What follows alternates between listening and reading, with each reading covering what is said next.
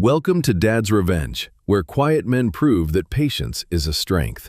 Each story here is about a father who is underestimated, disrespected, or betrayed by the very people who should be protecting him, and how that father finds his own way to mend things. Welcome to today's story.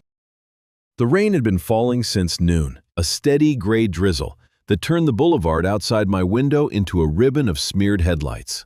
I was on the third floor of Flynn Tropical Imports, going over the manifest for a container of Honduran mangoes that had been sitting at the port for 2 days. 40 years I had been reading numbers like these, and 40 years they had never once bored me. There was a kind of poetry in a supply chain if a man knew how to read it.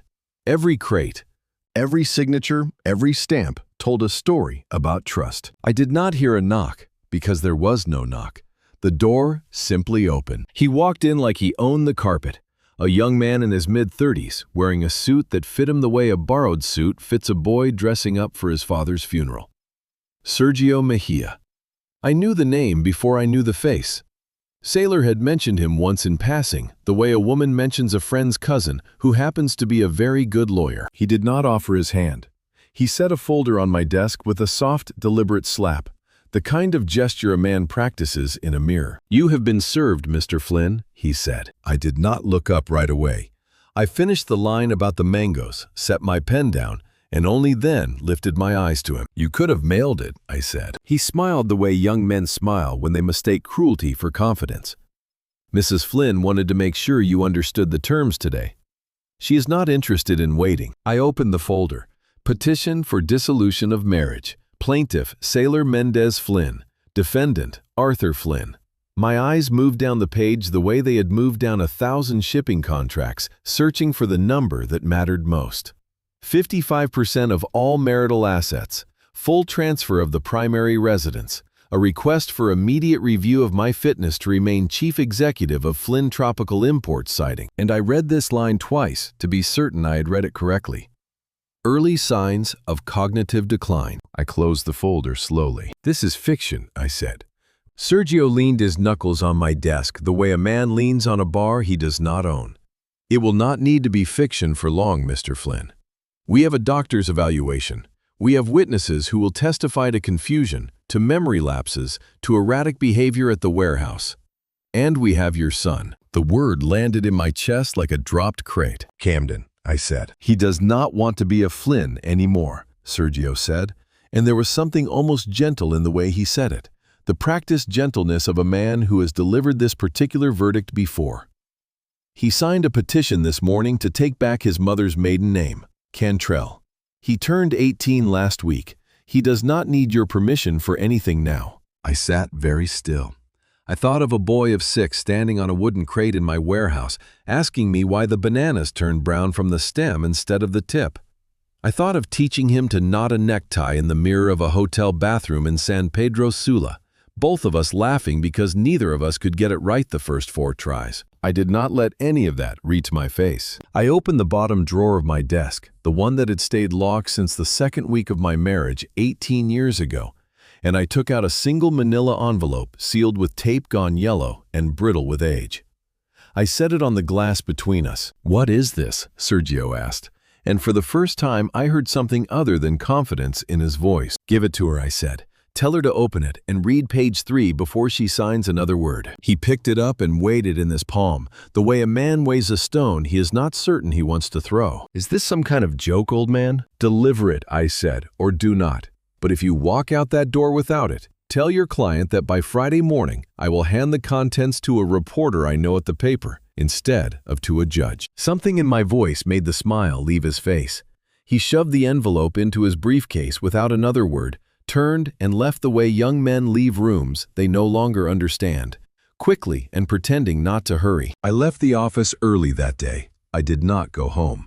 I already knew the locks would be changed by now, and I was not going to give anyone the satisfaction of watching an old man stand in the rain shouting at his own front door.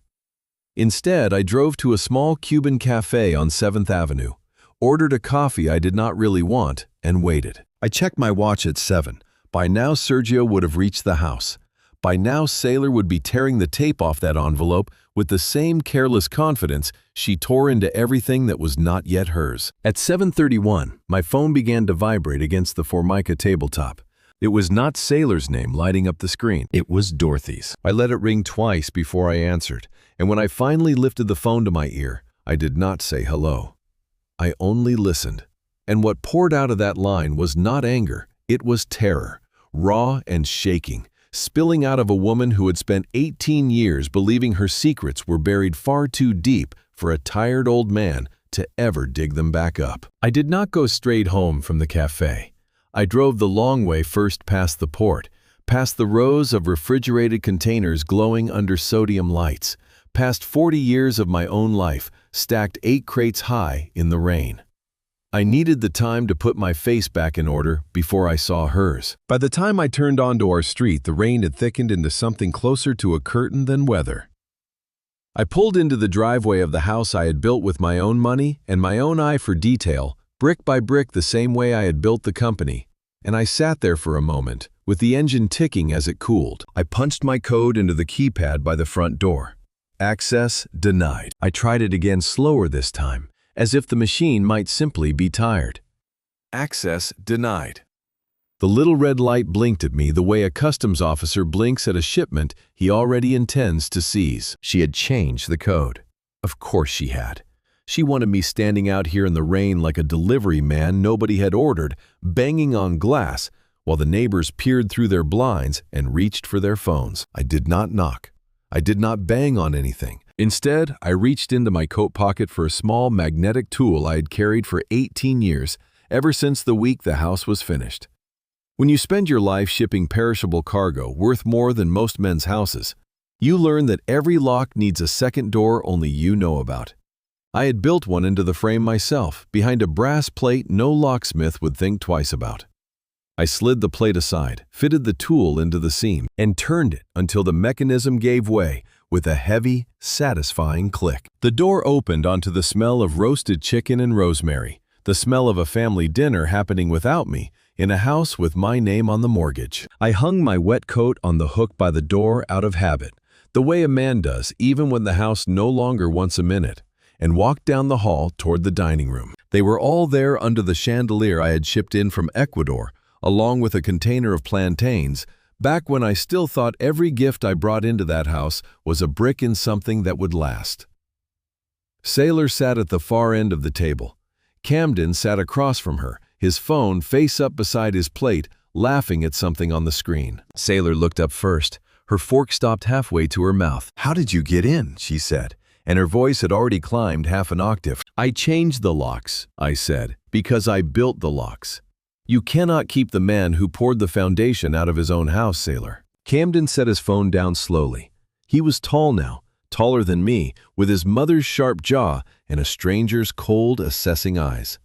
I searched his face for the boy who used to ride on my shoulders through the warehouse aisles, naming the fruit as we passed it. I did not find him. "Get out," Camden said. "You are not wanted here." I did not answer him. I walked to the sideboard, took a clean plate and a set of silverware, and carried them to the head of the table, to the chair that had not been set for me. I pulled it out. I sat down. My hands, when I reached for the serving platter, were steadier than my heart had any right to be. "This is good," I said after tasting the chicken. "A little dry, but good." "Why are you doing this?" Sailor said, her voice cracking on cue, her hand fluttering to her collarbone in a gesture I had watched her rehearse in mirrors for 18 years. "You had the papers. You have 24 hours. I am eating dinner in my own house," I said. "Is that a crime now?" Camden stood up so fast, his chair scraped hard against the floor. He was breathing through his nose, the way a man breathes when he has been told a story so many times he has started to believe it belongs to him. "My name is Camden Cantrell," he said. "I was never a Flynn. Not really." The words landed harder than I let him see. Cantrell. Her maiden name already claimed, already worn like a new coat. "Sit down, son," I said quietly. "Do not call me that," he shouted, and then his hands were on the lapels of my jacket, hauling me up out of the chair with a strength that surprised even him. I felt myself stumble backward, my hip catching the corner of the sideboard with a crack that sent white heat up through my spine. And then the floor was rising to meet me, the same hardwood floor I had chosen myself from a lumber broker in Georgia because I liked the grain. For a moment, nobody moved. Sailor did not gasp. She watched. I pushed myself up slowly, using the table for leverage, refusing to let the pain reach my face any more than the grief had reached it an hour earlier. I straightened my jacket. I found my glasses on the floor near the leg of the table and put them back on. "You are right, Camden," I said, my voice low enough that the room had to lean in to hear it. "You do not need me." I walked to the door. I did not look back at either of them. "Enjoy your dinner," I said. "It is the last meal you will ever eat in this house." The porch light at Rose's house was on when I pulled into the driveway, a small, steady glow that felt, after the evening I had endured, like the only honest thing left in the city. I sat in the car a moment longer than I needed to, listening to the rain ease into a drizzle against the windshield, gathering whatever was left of myself, before I went inside and let my daughter see what her mother's replacement had done to me. I did not have to knock. Landry was already coming down the steps before I reached them. A big man, quiet in the way men are quiet when they have spent years reading rooms for a living. He did not ask what happened. He simply took my arm steady and firm and walked me up into the light. Rosa was standing in the hallway when we came through the door, arms crossed, her face already rearranging itself from worry into something closer to fury.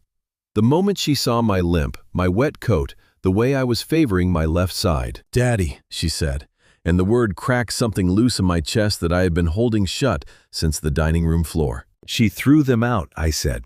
"My own son put his hands on me, Rosa." She did not say, "I told you so," though God knows she had earned the right to. 18 years earlier, she had sat across from me at this same table and told me Sailor was not who she claimed to be. And I had called it jealousy, had called it the ordinary suspicion of a daughter who was not ready to share her father.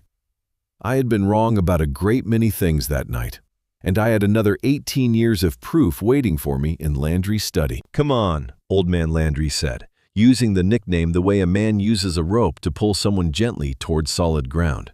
"Let's get you dry. We have work to do." Half an hour later, I was sitting in a leather chair in Landry's study, wrapped in one of his flannel robes, a glass of dark rum warming in my hand that I had no real intention of drinking.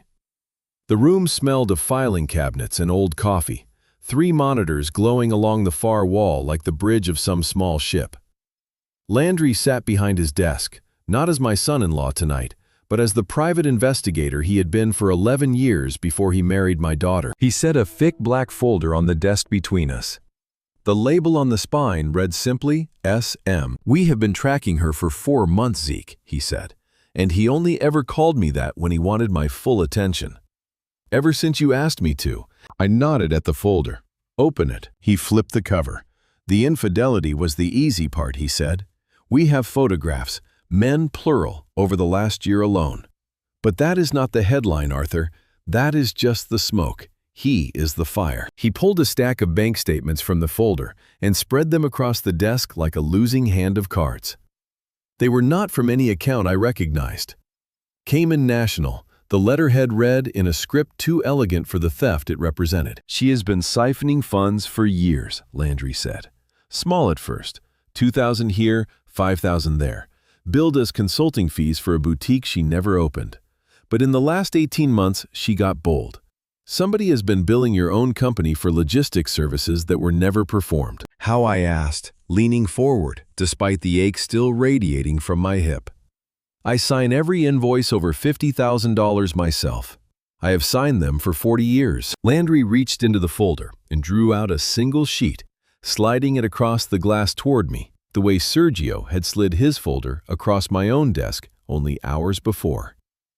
It was a limited power of attorney, granting full authority over vendor payments to a company called Pew Maritime Logistics, a name I had never once heard spoken in my own building. And at the bottom of the page in ink I would have sworn on my own life was mine, sat a signature. My signature. The same slanted A, the same looping F I had signed on 10,000 shipping contracts. I picked it up. I held it under the desk lamp the way I had once held a bill of lading up to the light in a Miami customs shed, checking for the small imperfections a forger never quite manages to steal. "This is not my hand," I said quietly. "Look at the crossbar on the T. I never lift the pen there. Whoever wrote this has watched me sign 100 contracts and still got it wrong." Rosa, standing in the doorway with her arms still crossed, made a sound that was not quite a word, something between a gasp and a growl.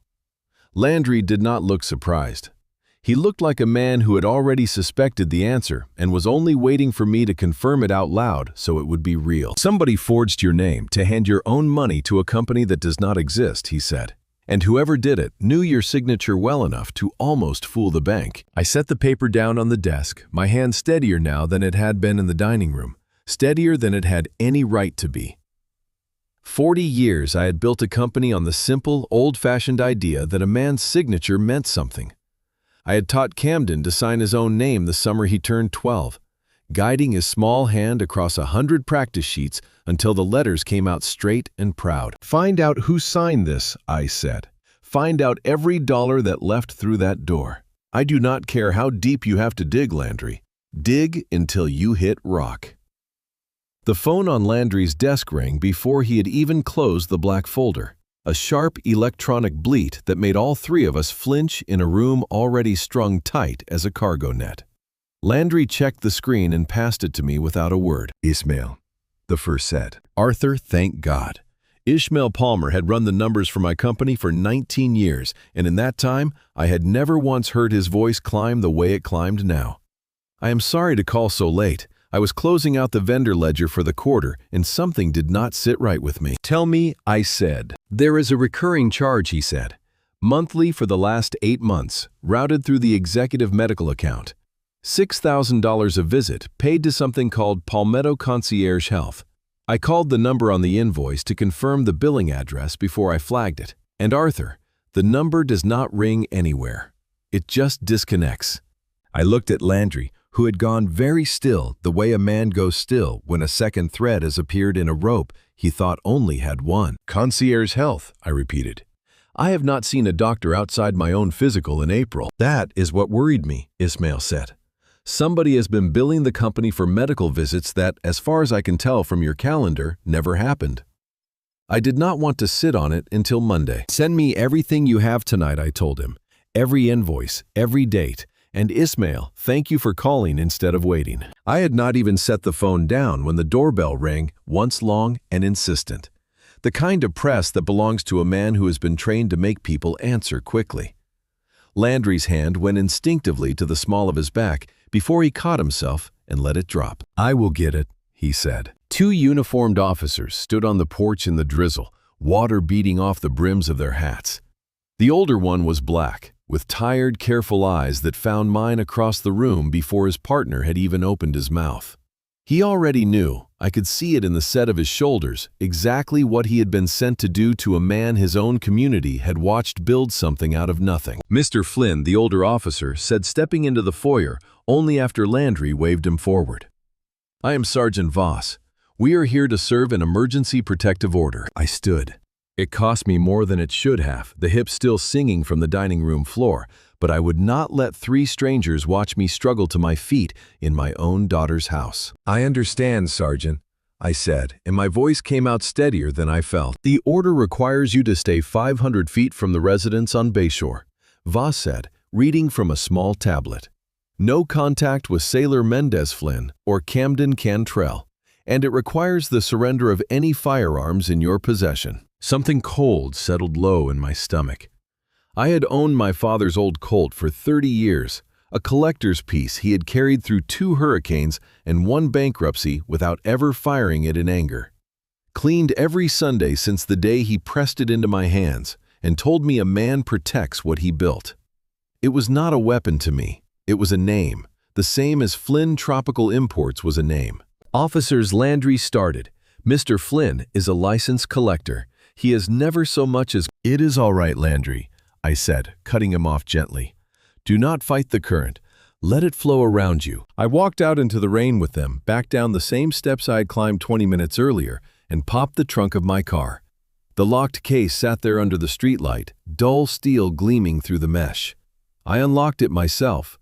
I lifted the pistol out with both hands and set it deliberately into the officer's waiting palms, watching him check the chamber with a courtesy that felt somehow like the cruelest part of the whole evening. "A receipt, please," I said. Voss scribbled something on a slip of carbon paper and tore it free, handing it to me the way a man hands over change he does not expect to be counted. It felt absurdly light for what it represented. 30 years of my father's history reduced to a few lines of ballpoint ink. "Stay away from the residence, Mr. Flynn," Voss said, and his voice softened just slightly at the edges. 500 feet, no contact. If you violate this order, we will have to arrest you.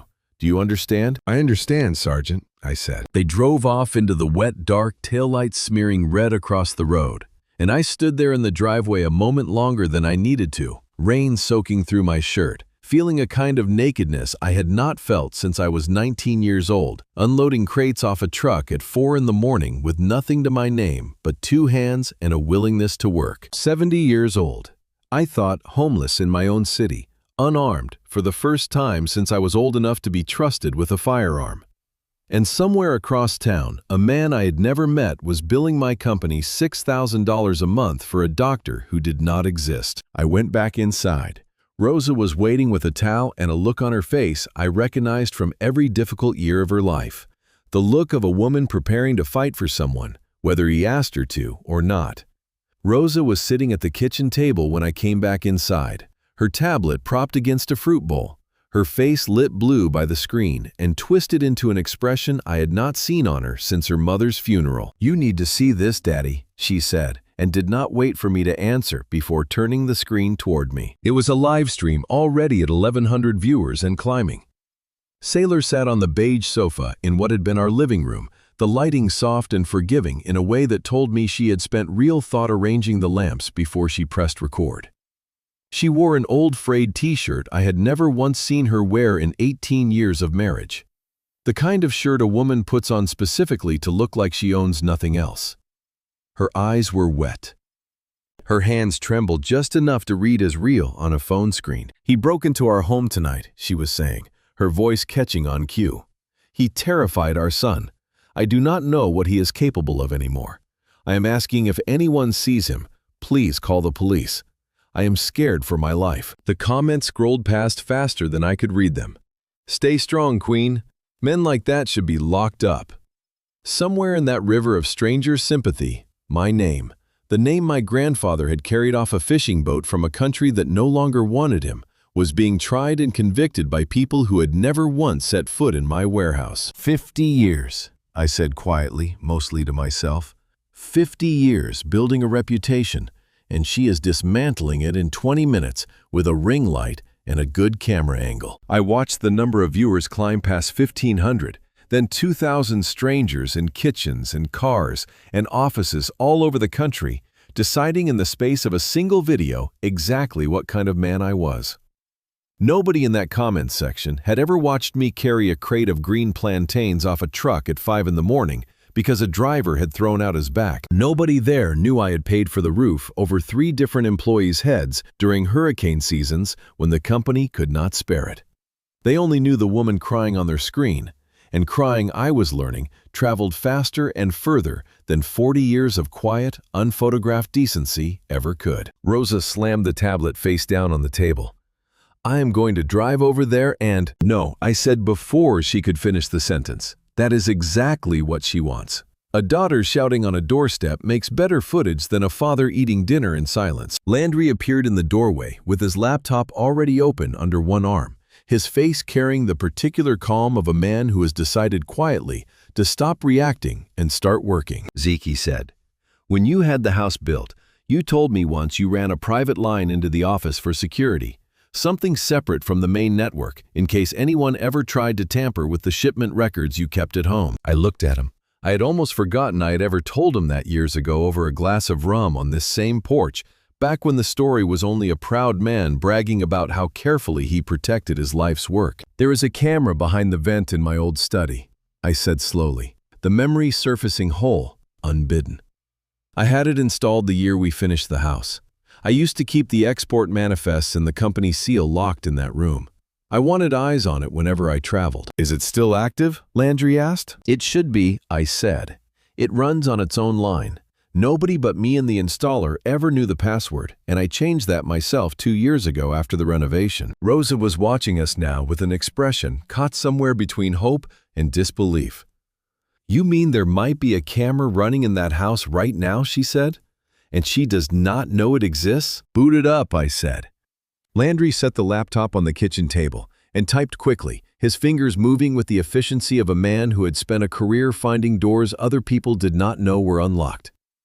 A login screen appeared, the blue glow of it painting all three of our faces in the same cold light that had painted sailors an hour earlier on a very different kind of broadcast. What is the password? Landry asked, hovering over the field. I thought of the study of the smell of paper and dust that room always carried, no matter how often it was cleaned.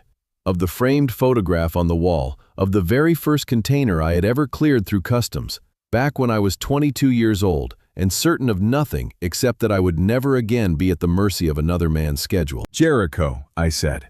Capital J, the name of the ship that brought my first shipment through this port. Landry typed it in. For a moment, nothing happened, the cursor blinking against the black rectangle of an empty video window, and I felt my heart do something slow and heavy in my chest. Some old fear that the line had finally gone dead after all these years of silent watching. Rosa leaned in close over Landry's shoulder, one hand pressed flat against her own chest, as though bracing for something she could not yet name. None of us spoke. In the next room, the refrigerator hummed its ordinary hum, and I found myself holding my breath the way I once held it, watching a crane lower my very first container onto American soil, unsure whether it had bought me a fortune or an expensive lesson. Then the screen flickered once, twice, and a picture began to resolve out of the static, sharp and impossibly clear. The master bedroom of the house I had built, swimming into focus on the small glowing rectangle in front of us. The image steadied itself into something crisp and merciless high definition. The kind of clarity I had once paid extra for on a shipment of orchids so the buyer could count every petal before he wired the money. It was our bedroom, my bedroom, the one with the mahogany headboard I had shipped in from a supplier in Honduras, because Sailor once said in the early years that she liked the smell of real wood. Sailor was there, but she was not the woman from the live stream. The trembling hands were gone. The frightened eyes were gone. She sat cross-legged on the edge of the bed in silk pajamas, laughing so hard she had to press a hand flat against her own stomach, a champagne flute tilting dangerously in her other hand. And she was not alone. Dorothy sat at the vanity table, my vanity table, surrounded by an array of makeup brushes and little glass jars. Scrolling through something on a phone propped against the mirror. Look at these comments, Dorothy cackled, tilting the screen toward her daughter. They want to string him up. Someone wrote here that they hope he rots. This is almost too easy, Sailor said, taking a slow sip of champagne. Did you see his face on the doorbell camera earlier, Mama, when the officers took the gun? He looked like a man watching his own funeral. He built his whole life around that gun. Dorothy said, waving a brush dismissively. Arrogant old fool. Thought he could buy loyalty the way he buys fruit off a boat. I felt Rosa go rigid beside me. Landry did not move at all, his eyes fixed on the screen with the flat professional stillness of a man cataloging evidence, rather than living through betrayal. Is the money moving? Sailor asked, setting the flute down on the nightstand. Cleared this morning, Dorothy said. Once Reyes files the second evaluation, the conservatorship petition practically files itself. Cognitive decline, erratic outbursts, a documented history of controlling behavior. No judge in this county will hand a 70-year-old man back the keys to a $45 million company after that. I heard the name before I understood why it mattered. Reyes. He is thorough, I will give him that, Sailor said, laughing again, softer this time. All those little office visits, all that concern in his voice. Arthur trusts him completely. He actually thanked me for finding him a good doctor. Dorothy set down her brush and turned fully around on the vanity stool, her face catching the lamplight in a way that made her look for just a moment younger than her 68 years, almost girlish with satisfaction. He will not last much longer on that regimen, she said. A man his age under this kind of stress, with his blood pressure already climbing the way Reyes tells us it is. His heart is not going to hold out through a long fight, sailor. It never had to be dramatic. It only had to be slow. Slow is better anyway. Sailor said, swirling what remained of her champagne. Slow looks natural. Slow does not draw the kind of attention a heart attack in a courtroom would draw. Something in my chest went very cold and very still. The particular stillness of a man who has just watched the floor of a warehouse give way beneath a forklift he was certain could hold the weight. "What about the boy?" Dorothy asked, not looking up from the mirror. "He seems shaken tonight. Pushing an old man onto the floor is not nothing, even for him." Sailor waved a hand, the gesture of someone brushing lint off a jacket. "Camden is fine. He will get over it the moment he understands what is coming to him. He does not need to love Arthur. He only needs to keep signing what I put in front of him until the money clears." "He thinks you love him," Rosa whispered beside me, more to herself than to any of us. "I love what he represents," Sailor said on the screen, as though she had heard her own daughter's disbelief from across the city. "He is an investment, Mama. 18 years of careful, patient investment. And investments only matter once you cash them in." Dorothy laughed a dry, satisfied sound and reached for her own glass. "To patient women," she said, raising it. "To patient women," Sailor echoed, and the two crystal flutes touched with a small, delicate chime that felt somehow louder than anything I had heard all night. I stood very still in Landry's kitchen, watching two women toast to the slow, deliberate ruin of everything I had built. Watching them speak my son's name the way a broker speaks the ticker symbol of a stock he intends to sell the moment it peaks. 18 years of birthday parties and report cards and quiet Tuesday dinners reduced on a bedroom screen to the word investment, spoken without a single flicker of hesitation. I thought of every visit from the man they called Reyes. The gentle, unhurried way he had listened to my heart through the stethoscope. The careful notes he took on his little tablet. The way he always asked at the end of each visit whether I had been feeling more forgetful lately, more tired, more confused. And how reasonable the question had always seemed coming from a man in a white coat who Sailor herself had found for me. I reached out and closed the laptop screen with my own hand before either Rosa or Landry could say a word, cutting Sailor and Dorothy off mid-laugh, silencing the room. "Find Reyes," I said, and my voice came out lower and steadier than I expected. The voice I used to use closing a difficult contract at 4 in the morning on a dock somewhere south of the equator. "Find out who he really is. Find out everything he has put in my body under that name, and find out exactly how much they are paying him to do it." Morning came gray and reluctant, the rain finally thinning to a mist that clung to the windows of Landry's study like something unwilling to let go of the night before. I had not slept. I had spent the hours instead sitting in the leather chair with my untouched rum, watching the ceiling, replaying the sound of two crystal flutes touching in a bedroom that was no longer mine. I opened the banking app on my phone, out of habit more than hope, the way a man checks a wound he already knows is bleeding. Account frozen. Contact your branch for details. I tried the savings account. Frozen. I tried the line of credit I kept for emergency vendor payments, the one I had used for 30 years to cover a shipment when a customer's check arrived late. Frozen. Landry looked up from his own screen, reading the answer on my face before I said a word. "They filed an emergency motion," he said, scrolling through something. "Overnight, while we were watching that footage, Sergio requested a freeze on all marital assets to, and I am quoting here, prevent dissipation of community property pending the hearing. A judge signed off on it at 7 this morning without so much as a phone call to your attorney. I had built a company worth $45 million on paper, and I could not have bought a cup of Cuban coffee with any of it that morning." "She is trying to starve us out," I said, staring at the red letters on the screen. "She knows investigations cost money. She knows lawyers cost money. She wants me walking into that courtroom with empty pockets and a public defender who has never seen a bill of lading in his life." "I can cover it," Zeke Landry said immediately, already reaching for his own wallet. "Rosa and I have savings." "No," I said, sharper than I intended. "I will not drag my daughter into debt over this. This is my fight. I will fund it myself." "How?" he asked. "The banks are closed to you." I stood, my hips still stiff from the night before, and walked toward the corner of the study where Rosa kept a few boxes of my old belongings. Things Sailor had always called too shabby for the house on Bayshore. I pushed aside a carton of shipping manifests I had kept out of sentiment and found what I was looking for. Wedged beneath it, heavier than I remembered. It was an old iron lunchbox, rusted at the hinges, dented along one side, the kind a man carries onto a loading dock at 5 in the morning. It still smelled faintly of diesel and salt, even after all these years. "What is that?" Landry asked. "Gold," I said, setting it down on the desk with a heavy clang. I unlatched it.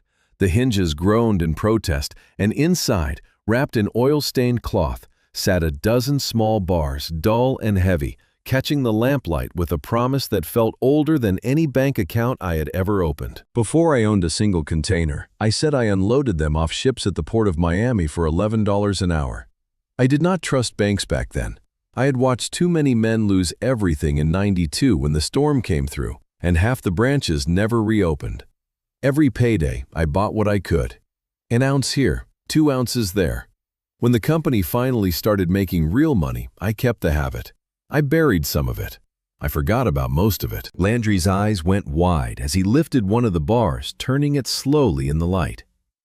"There must be $60,000, $70,000 here," he said. "More," I said.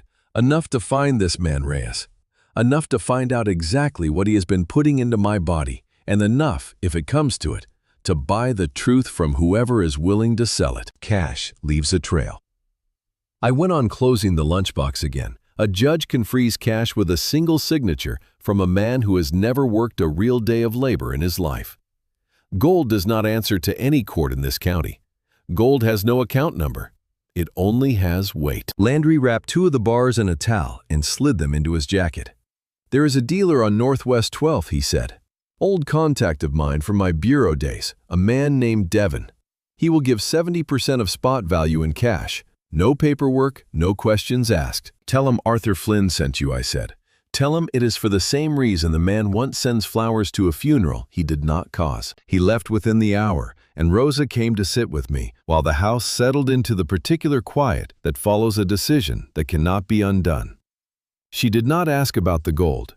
She only poured 2 cups of coffee and set one in front of me, the way her mother used to, without a word, as though silence itself were a kind of comfort I had not asked for, but badly needed. I sat alone in the study, with the lunchbox open on the desk in front of me, running my thumb over the dull, cool surface of the bars that remained, thinking of every payday I had ever spent walking home along the docks, instead of taking the bus, saving that fare too, back when nobody in this city knew my name, and nobody could have imagined that the same stubborn habit would one day be the only thing standing between an old man and the people trying to bury him alive in his own fortune. When Landry returned 2 hours later, he carried a thick envelope of cash, and behind his eyes I could already see the first thread of the investigation beginning to pull tight. We set up what Landry called a war room in Rosa's basement, though it was really just 3 monitors, a folding table, and the particular smell of stale coffee that seems to gather wherever men decide to stop sleeping until a problem is solved.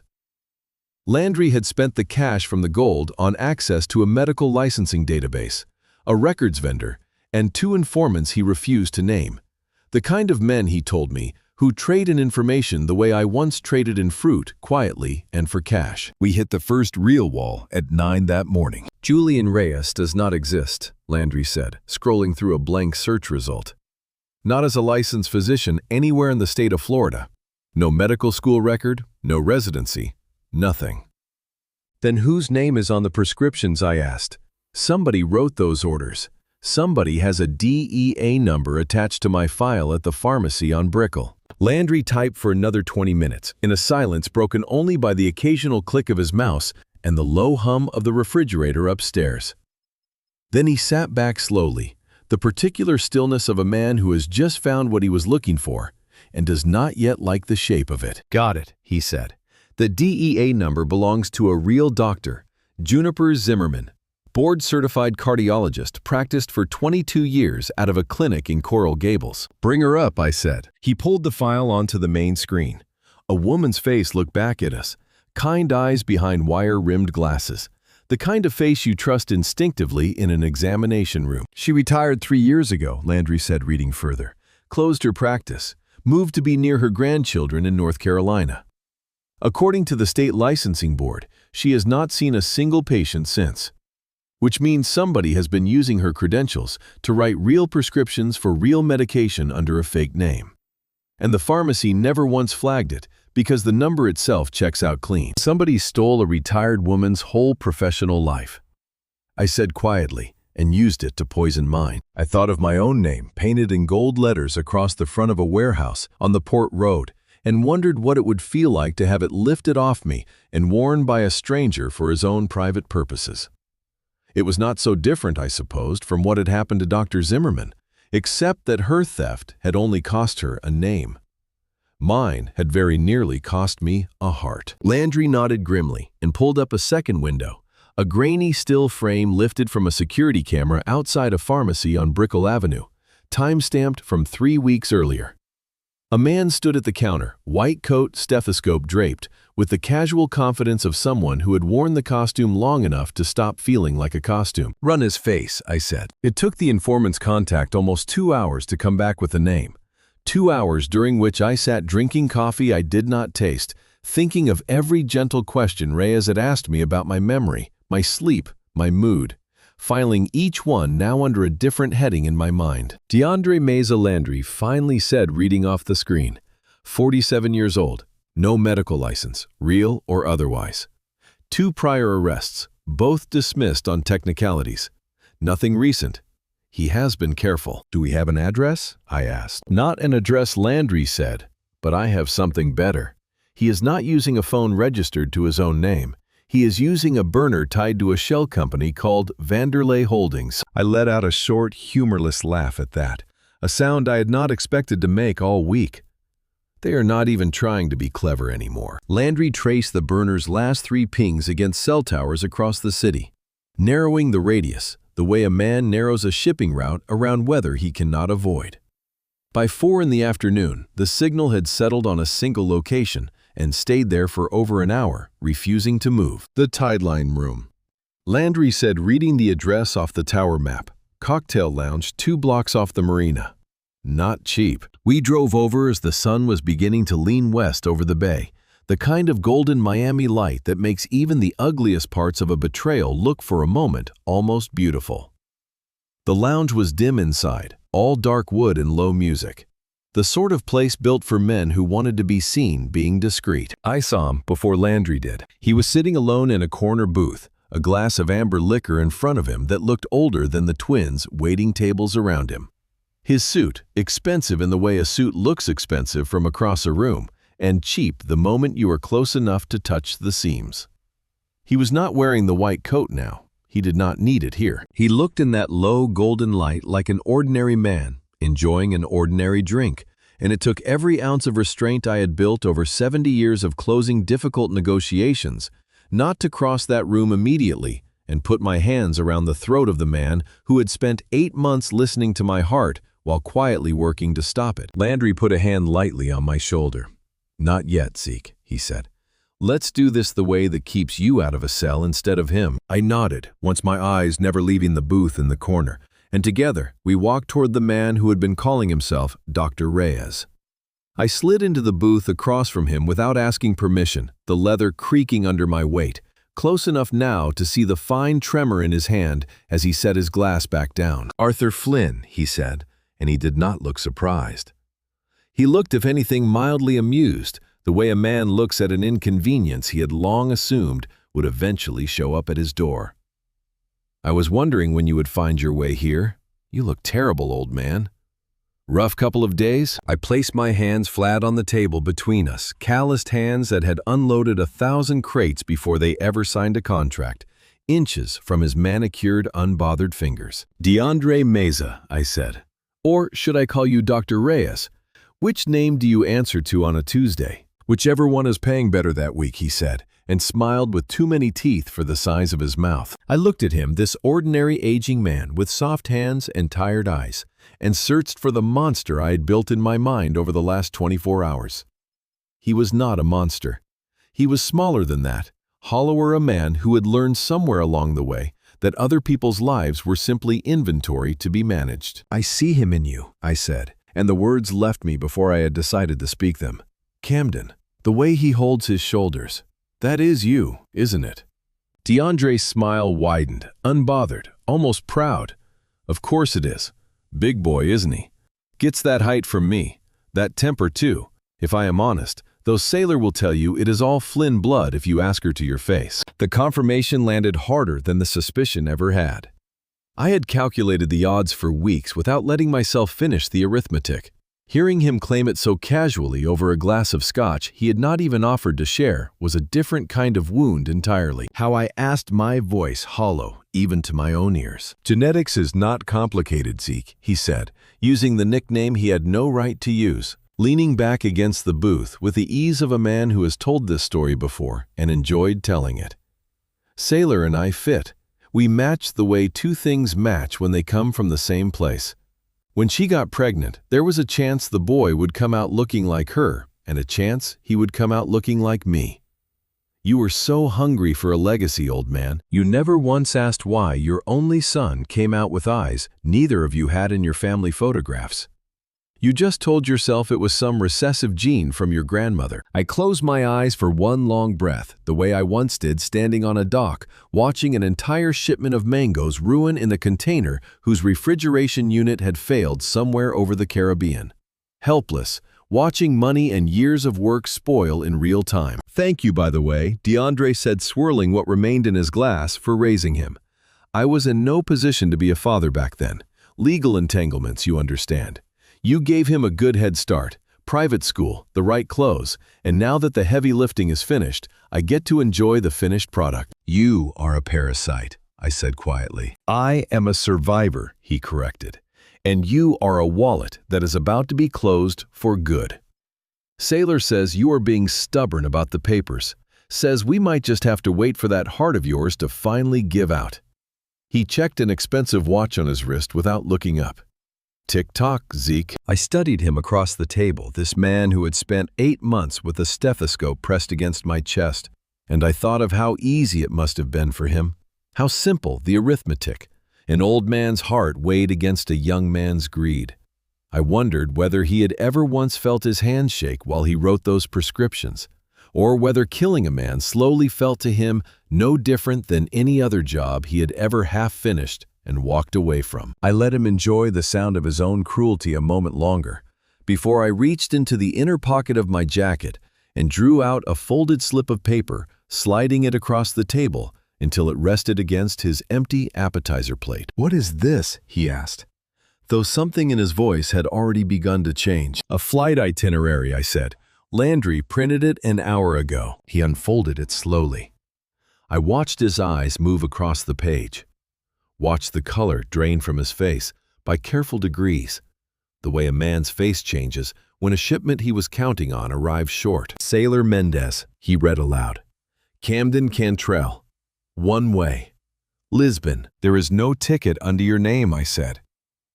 I let the silence sit there a moment, heavy as a crate nobody wants to sign for. "She is leaving the country next week, DeAndre. Taking the boy. Taking the money once the account's clear. And leaving you exactly where she found you, which is nowhere." That is not, he started, and then stopped himself, his jaw working around words that would not quite come. "She promised me," he said, finally quieter now, the confidence gone out of his voice like air from a punctured tire. "She said once the old man was gone, once the money moved, we would raise him together, a real family." "DeAndre," I said, watching him with something that was not quite pity and not quite satisfaction. "How do you think that story usually ends for men like you?"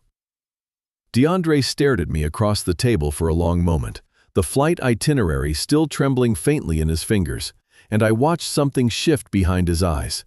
The particular calculation of a man realizing the ground beneath him has already given way, and the only question left is how far he intends to fall. "What do you want, Zeke?" he said finally. "You want to kill me? Go ahead. I have got nothing left to protect." "I do not want to kill you, DeAndre," I said. "I want to buy you." He blinked. "Buy me." I reached into the inner pocket of my jacket, the same pocket that had carried the flight itinerary a minute earlier, and drew out a single gold bar wrapped loosely in cloth. I set it on the table between us with a heavy, deliberate thud that rattled his empty glass. "Gold," I said. "Untraceable, liquid the moment you need it to be. I have more where that came from. His eyes went to the bar and stayed there, the way a starving man's eyes go to a plate of food he is trying not to want. What do I have to do? He asked, and I could hear the last of his pride leaving his voice on the way out. I want the truth, I said, on camera. Every visit you made to my house wearing that white coat, every prescription you filled under a dead woman's license, every conversation you ever had with Sailor about slowing my heart down until it finally stopped on its own quietly, so nobody would ever have to explain the timing to a judge. He hesitated, his fingers drumming once against the tabletop. If I say that out loud, I go to prison. Conspiracy. Attempted murder. That is not some parking ticket, old man. Not if you turn state's evidence first, I said. My attorney can arrange immunity in exchange for testimony, provided what you give us is enough to bury the two women who used you and then tried to leave you standing on the runway. You give us Sailor. You give us Dorothy. You walk away with the gold and whatever is left of your own conscience. He looked at the bar. He looked at the folded itinerary still sitting beside his glass, at the two names on it that were not his own. Somewhere in that long, ugly silence, I watched him make peace with the fact that loyalty had never once been offered to him in this arrangement, only used the same way Sailor had used me for 18 years. The same way she was preparing to use my son for the rest of his life. 2 bars, he said, finally, his voice rough. 2 bars and a ticket somewhere. She will never think to look for me. Done, I said. We drove to his apartment above the marina in silence, the gold riding heavy in a bag on the seat between us. Landry following 2 cars back the way he had trained himself to do in another life. The apartment smelled of expensive cologne and cheap ambition, granite countertops, and a view of the water that Sailor's money had clearly been paying for all along. Landry set up a small camera on the kitchen counter, angled toward the stool where DeAndre sat with his hands folded, like a man at his own deposition. State your name, Landry said from behind the lens. DeAndre Meza, he said, and then, after a breath, also known as Julian Reyes. And your relationship to Camden Cantrell, I asked. He is my son, DeAndre said, flat and final, the words costing him something. I could see move across his face like weather. Biologically mine. Tell us about the visits, I said. He looked at the camera the way a man looks at a confession booth he has finally decided to walk into. Sailor found me 3 years ago, he said. Told me the old man's heart was already weak, high blood pressure, family history. She said if his numbers kept climbing on their own, a judge would sign off on a conservatorship without asking too many questions. I got the DEA number off a retired doctor nobody would think to check. Julian Reyes never existed. I invented him out of a stolen license and a white coat from a costume shop on Calle Ocho. What did you prescribe him? I asked, my own voice steadier than I had any right to expect. A blood pressure medication at double the safe dosage, cut with a diuretic that should never have been paired with it, he said. Slow enough that no autopsy would ever flag it as anything but an old man's tired heart finally giving out under stress. That was the whole plan. Never a bullet, never a knife. Just time and a white coat and a signature nobody would think to question. Did Sailor know exactly what you were prescribing? I asked, needing to hear the answer stated plainly, needing it on the record where no lawyer could later argue it away as a misunderstanding. She picked the medications herself, DeAndre said. She found an old nursing school textbook of her mother's and circled the dangerous combinations with a red pen, like she was studying for an exam. I only had the paperwork to make it look legal. The idea, the timeline, the patience to spread it out over 8 months so nothing looked sudden. All of that was Sailor. She used to say, slow poison and a broken heart look exactly the same to a coroner. The camera kept rolling, quiet and patient, recording every word of a confession that would, within days, become the single most important document in a courtroom across town. While somewhere behind me, Landry stood perfectly still, and I stood perfectly still, and DeAndre Meza finally said out loud and on the record exactly what had been done to me and why. The rain had finally stopped by the morning of Camden's 18th birthday, leaving the air over the school parking lot crisp and washed clean in a way that felt almost cruel, as though the city itself had decided to look its best on the one day I most needed it to reflect what I was feeling inside. I sat in a rented sedan across from the gates of West Bay Preparatory Academy, a school I had funded a new science wing for 11 years earlier. My name still bolted to a brass plaque somewhere inside those brick buildings. I had paid this school's tuition for 6 years running, and today I was trespassing on the grounds of my own investment, a ghost haunting a place he had helped build. On the passenger seat beside me sat a small velvet box. Inside it was my father's pocket watch, the one he had carried through 2 hurricanes and a bankruptcy without ever once selling it, even in the leanest years. I had planned once to give it to Camden with a long speech about time and responsibility and the kind of legacy that cannot be bought at any price. Now the box felt heavier than the watch had any right to be. The bell rang. A flood of young men in navy blazers came pouring out of the main building, loud and loose-limbed, with the particular energy of boys who have not yet learned what the world intends to take from them. I scanned the crowd until I found him. Camden walked with 2 friends, laughing at something on his phone, and for one unguarded second before he noticed me, I saw a flash of the boy I remembered, the one who used to run the length of the warehouse shouting the names of every fruit he passed. Then he looked up, and his face closed like a door. "Camden," I called out. He stopped. His friends went quiet around him, forming an uneasy half-circle, an audience for whatever was about to happen. "What are you doing here?" Camden said, his voice pitched loud enough to carry. "There is a restraining order. You are not supposed to be near me." "I am not near the house," I said, keeping my voice level. "This is public property, son. I only wanted to wish you a happy birthday. I brought you something." I reached toward the velvet box in my coat pocket, and Camden flinched backward as though I had reached for a weapon.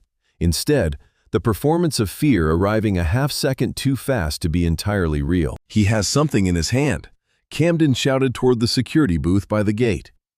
Guards, 3 men I had once shaken hands with at the school's holiday fundraiser, began jogging toward us. "Mr. Flynn," one of them said, slowing as he recognized me, his voice apologetic. "Sir, I need to ask you to leave. We do not want any trouble here." I looked past him at Camden, at the boy I had taught to ride a bicycle in this very parking lot, and I offered him the only thing I had left to offer. "I am giving you a choice right now," I said quietly. "You can walk away from whatever she has told you, and you can be your own man. I will still be here." "I do not want your choice," old man Camden said. "I want you to leave. I want you dead, honestly, if I am being truthful with you." A black sedan pulled up hard against the curb, and Sailor stepped out before it had fully stopped, sunglasses on, despite the overcast sky, moving with the particular grace of a woman who believes she has already won. She walked past the security guards without slowing, and placed a protective hand on Camden's shoulder, glaring at me the way a lioness glares at anything near her cub. "You are violating the order, Isaiah," she said, using a name I had not gone by in decades, one she only ever used when she wanted to make me feel smaller than I was. "I only wanted to give him a gift," I said, holding up the small box. "We do not want your gifts," Sailor said. "We do not want your money." She reached into her handbag and produced a folded legal document, crisp and freshly printed, thrusting it toward me. "Happy birthday, Arthur. He signed this himself first thing this morning." I took the paper with hands that did not shake, though they had every reason to. Petition for voluntary disavowal of paternity and termination of parental rights. I scanned the language, cold and clinical, stripped of 18 years in a handful of paragraphs. Camden Cantrell wished to sever all legal ties to Arthur Flynn. He acknowledged DeAndre Meza as his biological father. The signature at the bottom was bold and confident, unhesitating, the handwriting of a boy who had practiced his letters at my own kitchen table. "He knows," Sailor said, leaning close enough that only I could hear her. "I told him everything last night. And do you know what, Arthur?" He was relieved. I looked at Camden. "Is that true?" I asked. "You know about DeAndre, and you chose this anyway." "He is real," Camden said, lifting his chin. "You are just a bank account that finally ran dry." I folded the document slowly and placed it inside my breast pocket, close to a heart that DeAndre Meza's careful arithmetic had been trying to stop for 8 months. And I felt something inside me finally go quiet, the way a warehouse goes quiet after the last truck is pulled away for the night. I called Landry from the parking lot before I had even started the car, my hands steadier than my voice had any right to be after what had just happened at the school gates. "Did you see him?" Landry asked, picking up on the first ring. "I saw him," I said, "and he is dead." "Landry, Camden Flynn is dead." I just met a boy calling himself Camden Cantrell, and Camden Cantrell owes me nothing. There was a pause on the line, the particular silence of a man doing arithmetic he did not want to do. "What do we do?" Landry asked. "Execute the plan," I said. My voice came out flat, efficient, the voice I used closing down an underperforming route rather than expanding into it. "Are you sure, Zeke?" he said. "That is the nuclear option. It touches the tuition, the school, the whole social footprint. There is no walking that back once it starts." "Do it," I said. "Cut the tuition checks, cancel the health coverage, freeze the car lease payments. If they want to be Cantrells, let them find out exactly what it costs to live like Cantrells with no Flynn money underneath them." By the following afternoon, the notifications had begun rolling across Landry's monitors like casualty reports from some distant, bloodless war. Transaction declined West Bay Preparatory Academy, $40,000. Transaction declined Shell Service Station, $62. Transaction declined Starbucks, $11.40.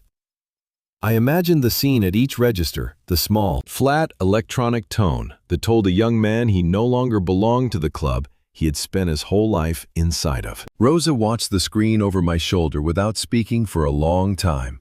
"He is still a child in some ways, Daddy," she finally said quietly, not quite an argument, more a fact. She needed spoken aloud before the day went any further. "He is 18, I said, "old enough to sign away a father, old enough to learn what that signature costs." I felt no joy watching it happen. I felt the grim, necessary satisfaction of a man cutting away a gangrenous limb to save the rest of the body, understanding that the limb was still somewhere underneath everything, a part of him he had once loved without condition. It was nearly 10 that night when the motion sensors on the old house's perimeter camera lit up Landry's screen with a sharp electronic chime. We were still in Rosa's basement, the black binder of evidence open on the table between us, when the exterior feed showed a battered sedan screeching into the driveway on Bayshore, clipping the curb hard enough to crush the row of ixora bushes Sailor had once flown in from a nursery in Homestead. The driver's door flew open, and DeAndre stumbled out into the porch light. He looked nothing like the composed, oily man I had confronted in the corner booth of the Tideline room 3 nights earlier. His shirt hung untucked and half open. His hair stood in wild, sweat-damp clumps, and he moved with the jerking, unpredictable energy of a man whose confidence had curdled into something closer to panic. He did not knock. He beat both fists against the heavy oak door, screaming something the exterior microphone caught only as a garbled roar, half words and half rage. Landry already had his phone out dialing, with the calm, practiced efficiency of a man who had made this exact call a dozen times in another life. "Yes, I would like to report a disturbance at a residence on Bayshore Drive," he said, his voice level, even as the screen in front of us showed DeAndre kicking at the doorframe. "A man appears to be intoxicated and attempting to force entry. There may be a minor inside." The response time in that neighborhood, he told me after hanging up, is under 7 minutes. 7 minutes, I said, watching DeAndre's shoulder connect with the door a second time, the whole frame shuddering on the screen. A great deal can happen inside 7 minutes. The door finally gave. On the interior feed, we watched Sailor appear in the foyer in a silk robe, her face draining of color the instant she saw who had broken through her carefully rebuilt front door. She tried to block the entrance with her own body, one hand raised, but DeAndre shoved past her hard enough to send her stumbling into the hallway table, a crystal vase toppling and shattering across the marble. "Where is it?" he screamed, spinning the facer, his voice raw and unfamiliar even through the tinny feed of the microphone. "Where's my money, Sailor? You said $50,000 up front. You said if I played the part, if I signed the certificates, I would get paid." "I cannot get it yet," Sailor said, her hands fluttering uselessly in the air, trying to hush a man who had clearly stopped being manageable somewhere on the drive over. The old man froze everything, the accounts, the assets, all of it. I told you, we have to wait for the hearing." He laughed, a high, cracked sound that raised the hair on my arms, even through the flat compression of a security feed. "I owe people money, Vanessa. Serious people. They do not wait for a judge to bang a gavel." He turned his eyes, landing on the entertainment console against the far wall. The flat screen and speakers I had bought Camden 2 Christmases earlier. And with one violent motion, he swept his arm across the shelf, sending glass and electronics crashing to the floor, in a sound that carried sharp and final through every speaker in Landry's basement. Camden appeared at the top of the stairs before the glass had even finished settling on the floor, drawn down by the noise in a t-shirt and bare feet, his hair still flattened on one side from whatever he had been doing before the crash reached him. On the screen in Landry's basement, I watched my grandson's face. No, not my grandson.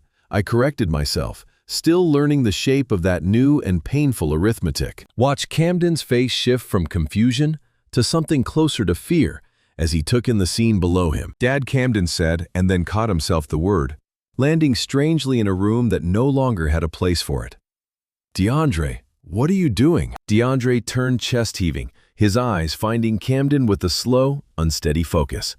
For a moment, something almost tender crossed his face, and I found myself holding my breath in the basement, some old part of me still hoping foolishly that even a man like this had a floor beneath his cruelty. "There he is," DeAndre said, instead his voice sliding into something mocking. "My boy, big and strong, just like his old man." Camden took a step down the staircase, uncertain. "What is going on? Mom, why is he here?" "He is here because your mother made promises she has no intention of keeping," Sailor said, still pressed against the hallway wall, her voice climbing toward hysteria. "Camden, go back upstairs, please." "I am not going anywhere," DeAndre said, rounding on her again. "Not until I get what I am owed. You told me once he signed those papers, once the old man's accounts were frozen, and the boy belonged to us on paper, we would be square. 50,000, Sailor. That was the number." Camden reached the bottom step, his bare feet careful among the broken glass. "What papers?" he asked slowly. "What is he talking about?" DeAndre laughed, and the sound of it, even flattened through a security microphone, carried something ugly enough that I saw Landry's jaw tighten beside me. "He does not know," DeAndre said, delighted, turning the cruelty toward a new and more satisfying target. "Oh, this is rich. You never told him, Sailor. You let him think I came back because I missed him. You let him think this was some big, happy reunion." "Stop it," Sailor hissed. "I do not think I will," DeAndre said.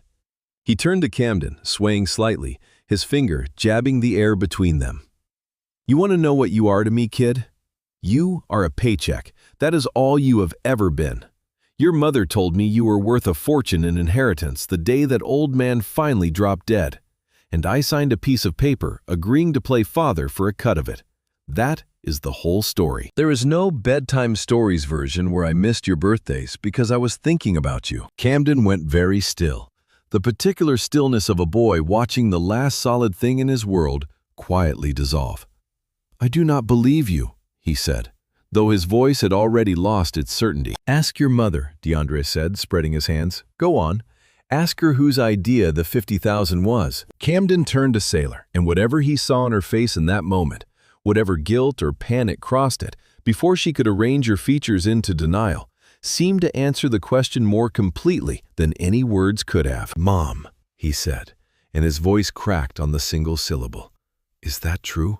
Before she could answer, red and blue light began sweeping across the front windows, painting the shattered glass on the floor in strobing color. The sirens Landry had summoned 7 minutes earlier arrived precisely on schedule, tires crunching over the Ixora bushes DeAndre's own car had already flattened. 3 officers moved through the broken front door with the swift, practiced caution of men who had walked into 100 rooms exactly like this one. "Police," one of them called out.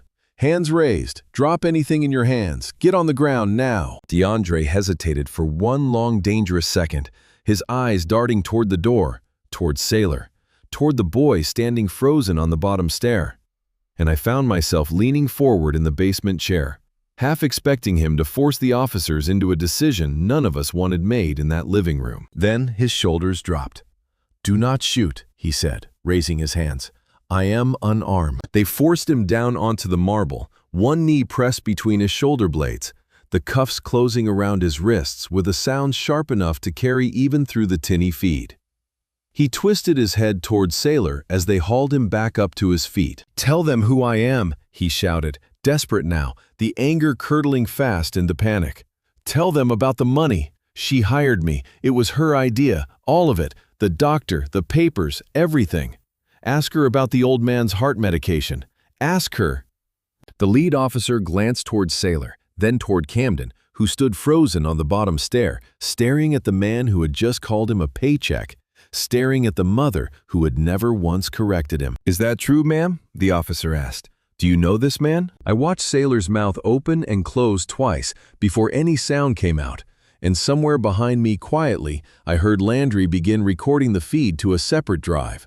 The way a man saves the one shipment that finally proves everything he has been claiming all along. The police cruiser had been gone for nearly an hour by the time Camden finally moved from the bottom stair, stepping carefully around the last of the broken glass toward the small writing desk in the corner of the kitchen, where Sailor kept the household bills and, on quieter days, wrote out grocery lists in her neat, looping hand. Sailor herself had gone upstairs somewhere, locked behind a door, leaving Camden alone in a house that no longer felt like it belonged to any of them. He told me later, once enough time had passed, that he could speak about that night without his voice catching, that he had gone looking for cash, for anything, some proof that his own name still opened a drawer somewhere in that house. He pulled open the top drawer first. Bills mostly, several of them stamped in red with words like overdue and final notice. The household finances, already showing the strain of accounts an old man's lawyer had learned to freeze with surgical precision. Beneath the stack of envelopes, wedged against the back panel of the drawer, sat a leather-bound notebook, its cover soft and worn from handling. Camden did not open it right away. He told me he sat there for a moment with his hand flat on the cover, some instinct warning him that whatever was inside would not be the kind of thing a person could later choose to unknow. He opened it anyway. Sailor had always been diligent about her journal in the years I knew her, the way some women are diligent about prayer or exercise, a private discipline she credited with keeping her in her own words centered.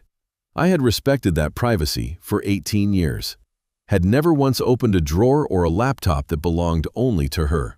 Camden had no such restraint left in him that night, and I have never once blamed him for it. The entry he found was dated less than 2 weeks earlier, written in the same careful looping hand she used for grocery lists.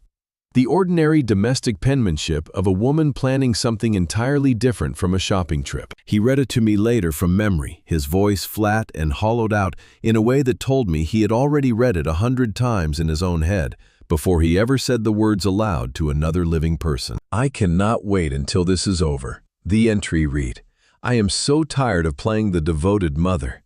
Camden is exhausting, always needing something, always watching me with those hopeful eyes like a puppy waiting to be fed. The moment the old man is gone and the money transfers, I am done pretending. Boarding school somewhere far away. Or maybe I simply stop answering his calls once he turns 18 and I am overseas. I do not care which. I want Lisbon. I want quiet. I want to stop carrying this heavy luggage everywhere I go." Heavy luggage. Camden told me those 2 words were the ones that finally broke something loose in him, more than the shattered vase, more than DeAndre's cruelty in the living room, more than the handcuffs closing around a stranger who shared his blood. A mother can raise her voice. A mother can even, in a low enough moment, say something cruel she does not entirely mean.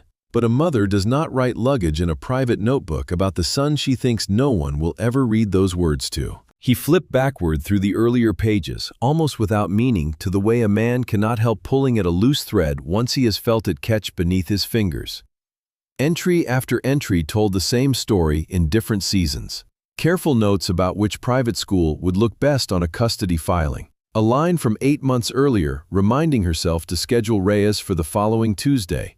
A phrase circled twice that simply read, "Patience pays interest." It was not one bad night captured in a moment of exhaustion. It was a ledger kept as faithfully as any account book in my own warehouse, tracking the slow, deliberate cost of raising a child she had never once loved for his own sake. He sat at that desk for a long time, he told me, staring at his mother's handwriting, at the casual, unhurried cruelty of a woman who had clearly written those sentences the same way she might write out a shopping list without her hand shaking once. He thought about the man in the doorway an hour earlier, calling him a paycheck.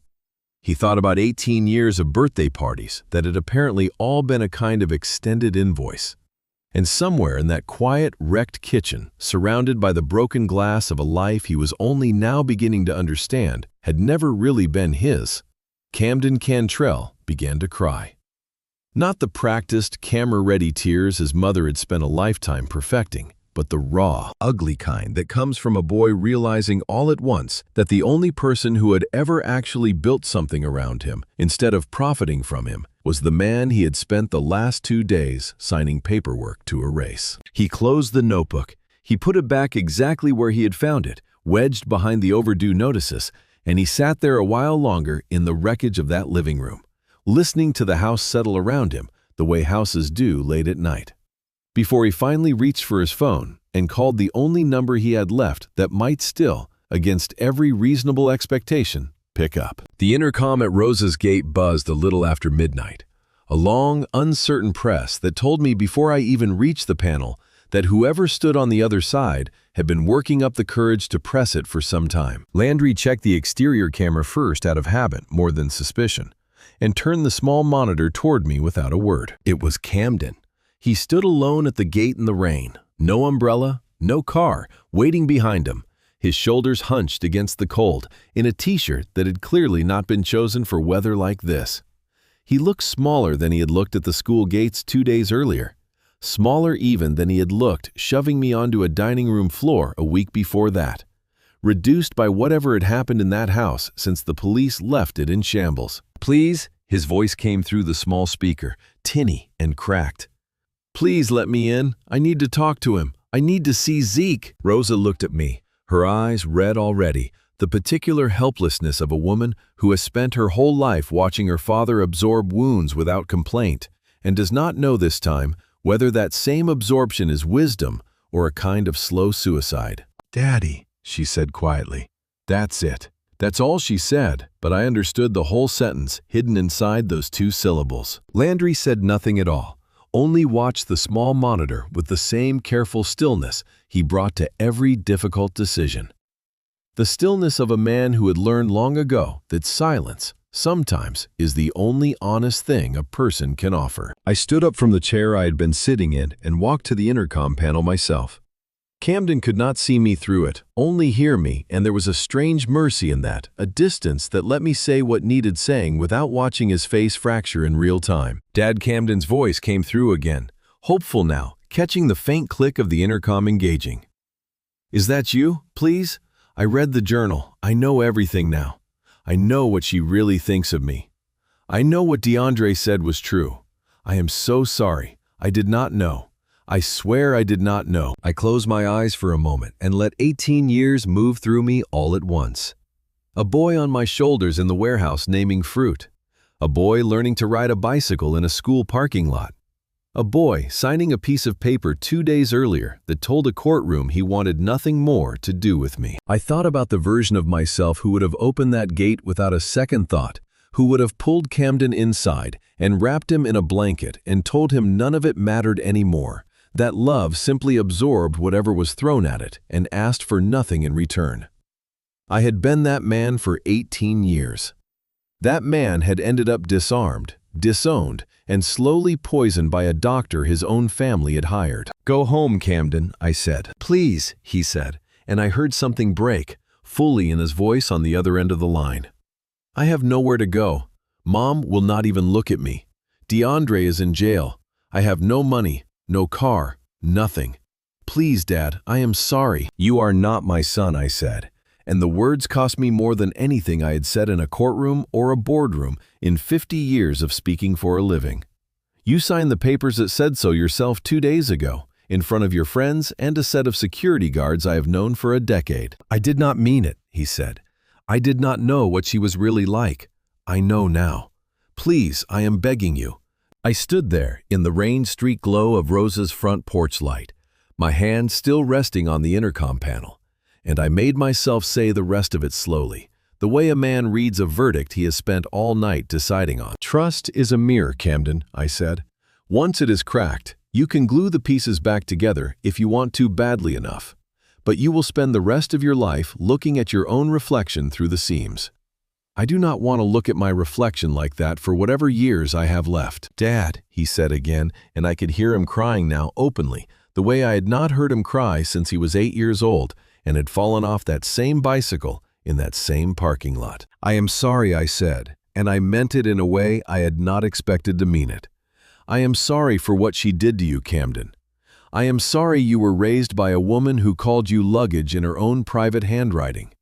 But I cannot be the man who keeps absorbing every wound this family hands me and calling it love.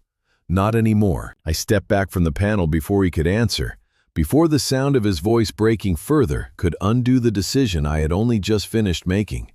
And I nodded once to Landry, who reached over and quietly muted the feed. Through the gate camera, silent now, I watched Camden stand in the rain a long while, his shoulders shaking, and then finally turn and walk away down the wet street, disappearing into the gray mist the way so much of my old life already had. The courtroom smelled of floor wax and stale air, the particular scent I had come to associate with bankruptcy hearings and difficult contract disputes over 40 years of doing business in this city. Today, the contract in dispute was my life, and I walked into that room leaning more heavily on my cane than the pain in my hip actually required. I wore a suit 10 years out of fashion and slightly too large for me, now the stress of the last 2 weeks having carved several pounds off a frame that had not changed much in a decade. I wanted the room to see a relic. I wanted them to see a man whose mind might plausibly be exactly as fragile as a forged conservatorship petition claimed it to be. Louis Gilbert had coached me on this the night before, quietly over coffee at Rose's kitchen table. "Let them underestimate you today, Arthur," he had said. "We will need that underestimation later. Pity," he added, "is a blindfold. Wear it comfortably." The gallery behind me was fuller than I had expected for a preliminary hearing. A scattering of Sailor's friends from her charity committee, a few curious neighbors who had likely followed her live stream with real interest, and 2 reporters from the business section of the paper who had clearly caught wind that Flynn Tropical Imports might soon be short its founder. Sailor sat at the plaintiff's table, already radiant in a way that made my chest ache with something close to admiration for how completely she had rebuilt her composure in a matter of days. She wore cream modest at the collar, understated the color of a woman who wanted the room to read patience and suffering rather than calculation. Her hair was pulled back severely. She wore no jewelry except a small gold cross I had never once seen on her in 18 years of marriage. Sergio sat beside her, tapping a pen against his legal pad with the particular restlessness of a young man who has already spent his contingency fee in his imagination and is eager to collect it in fact. He kept glancing at his watch as though the outcome of 18 years of my life were merely one item on a longer afternoon schedule. "All rise," the bailiff announced, and Judge Richard Hurst entered, a heavy-set man with reading glasses perched low on his nose, and the weary, unhurried manner of someone who had heard every lie a human being could construct under oath, and had long ago stopped being surprised by new variations on old themes. "We are here today," Judge Hurst said once he had settled behind the bench, "on the matter of temporary support and the emergency motion for conservatorship review filed by the plaintiff. Mr. Mejia, you may proceed with your opening statement." Sergio rose, buttoning his jacket with a small flourish that struck me as rehearsed. "Your Honor," he began, "my client has been left destitute and frankly terrified. Mr. Flynn, a man whose assets are conservatively valued at $45 million, has cut off her access to every marital account, weaponizing the family's finances in what can only be described as a campaign of control. We are asking for immediate temporary support of $30,000 a month, and we are asking this court to order a full psychiatric evaluation of Mr. Flynn's competency before any further asset decisions are finalized." I cupped a hand to my ear and leaned toward Louis, whispering loudly enough I hoped for the judge to notice the gesture. "What did he say?" $30,000, Mr. Flynn," Sergio said, raising his own voice slightly. The way a person speaks to someone they have already decided cannot fully follow the conversation. "A month." I slumped back in my chair, arranging my face into something between confusion and mild alarm. 30,000, I repeated, shaking my head slowly. But I built the company. She never came to the office, not once in 18 years. Lewis placed a steadying hand on my forearm. It is all right, Arthur, he murmured, just loud enough to carry. Let me handle this. I watched Judge Hurst observe the small exchange over the rim of his glasses, watched him file it away the way judges file away every small, unscripted human moment in a courtroom full of scripted ones. He was seeing exactly what we needed him to see. A confused old man being gently managed by a patient attorney, and I felt for the first time in 2 weeks something close to satisfaction. Mr. Mejia, Judge Hurst said you may call your first witness. The plaintiff calls Sailor Mendez Flynn to the stand. Sergio announced his voice, carrying the confident, rehearsed cadence of a man certain he already held the winning hand. Sailor rose smoothly, smoothing the front of her cream-colored dress, and walked toward the witness box with the small, careful steps of a woman conscious of every eye in the room. She raised her right hand for the oath. Her voice when she swore to tell the truth was steady, practiced, and utterly without hesitation. The voice of a woman who had spent 18 years rehearsing exactly this kind of performance and had never once, until this moment, needed to deliver it under the full weight of a courtroom. She sat down in the witness chair, folded her hands in her lap, and looked directly at me with an expression of wounded patient sorrow so convincing that I found myself, despite everything I already knew, almost believing it myself for one brief, disorienting second, before I remembered the champagne flutes touching on a bedroom camera and the word investment spoken without a single flicker of hesitation. Mrs. Flynn, Sergio began once Sailor had settled into the witness chair. Please tell the court in your own words why we are here today. I devoted my life to him, Sailor said, her voice soft, trembling in exactly the right places. When we met, he was a widower, buried in his work, lonely in a way he never admitted out loud. I built a home for him. I raised our son.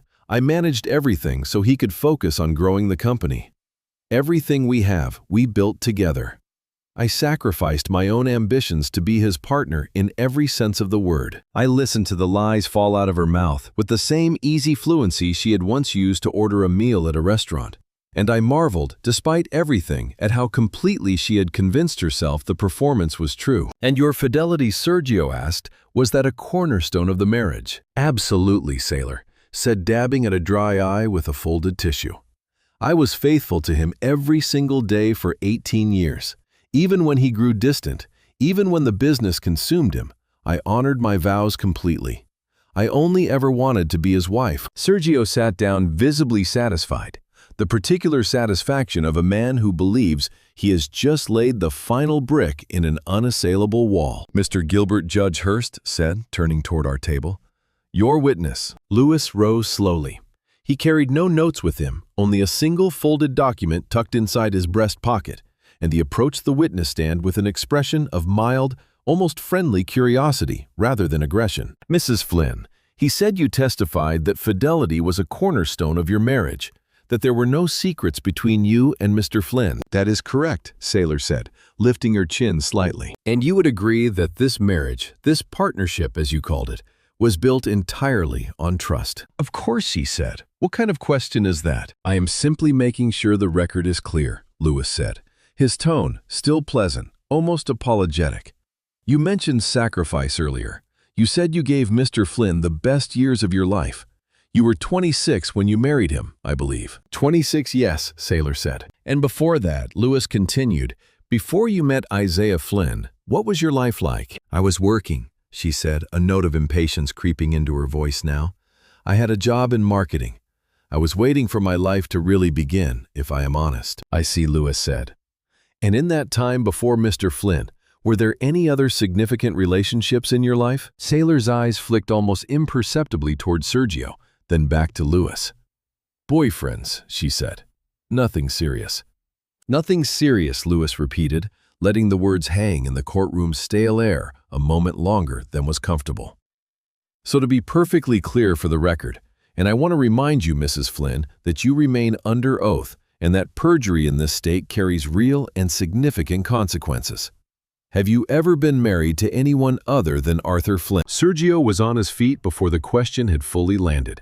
Objection, Your Honor. Relevance. I will allow it, Judge Hurst said, leaning forward slightly, some old instinct clearly telling him the question mattered more than it appeared to on its surface. The room went very quiet. I watched Sailor's throat work as she swallowed, watched her calculate in the space of 2 or 3 seconds every version of the past she had spent years carefully burying. No, she said finally, her voice ringing clear and steady through the courtroom. I have never been married to anyone else. Arthur was my first and only husband. Lewis nodded slowly as though satisfied, though I recognized from 30 years of watching him negotiate difficult shipping contracts the particular stillness of a man who has just heard exactly the answer he was hoping for. Thank you, Mrs. Flynn, he said. No further questions at this time. Sailor looked confused as she stepped down from the stand, smoothing her dress, glancing toward Sergio with the small, private look of a woman who had expected a harder fight and could not understand why the attack had ended so quickly. Your Honor, Lewis said, turning toward the bench before Sergio could rise again. Given certain matters raised in today's testimony, the defense respectfully requests a 48-hour continuance to authenticate a set of documents that we believe may fundamentally alter the jurisdiction of this court regarding the division of assets in this matter. Delay tactics, Sergio said, quickly rising halfway out of his seat. My client has real, immediate financial needs, Your Honor. This is simply an attempt to stall. Judge Hurst studied Lewis over the rim of his glasses for a long moment. Fundamentally alter the jurisdiction, he repeated. That is a bold claim, Counselor. It is a bold case, Your Honor, Lewis said simply. The judge glanced once toward Sailor, whose confident posture had begun almost imperceptibly to stiffen, and then brought his gavel down with a single, sharp crack. Granted, he said. We will reconvene in 48 hours. Mr. Gilbert, you had better have something substantial to show this court. We do, Your Honor, Lewis said, and beside me I felt my own heart settle into something steadier than it had been in 2 weeks.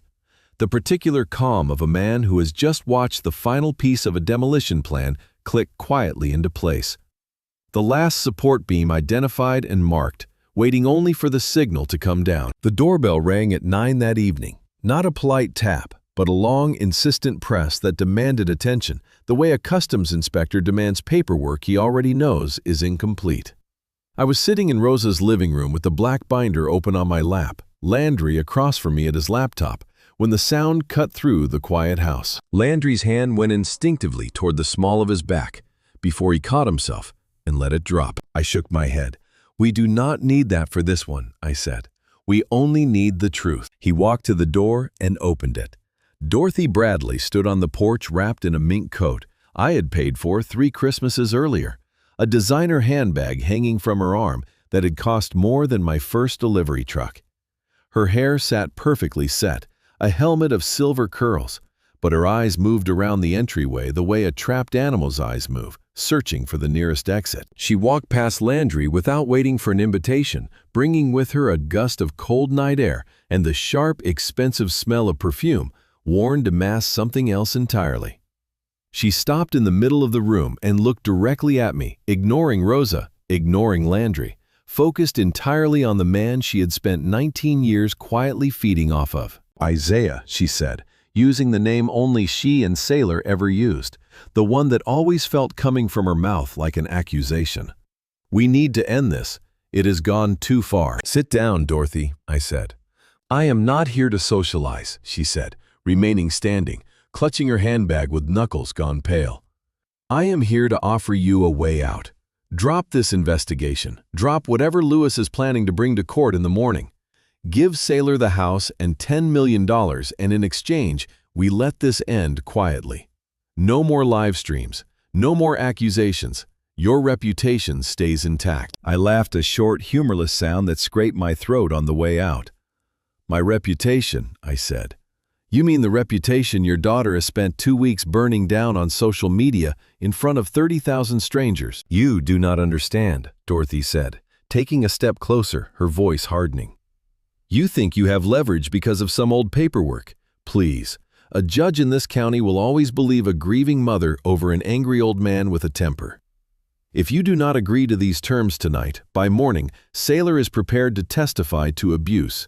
Not just neglect, Isaiah, physical abuse, bruises, nights you came home controlling and cruel. I have never raised a hand to a woman in my life, I said quietly.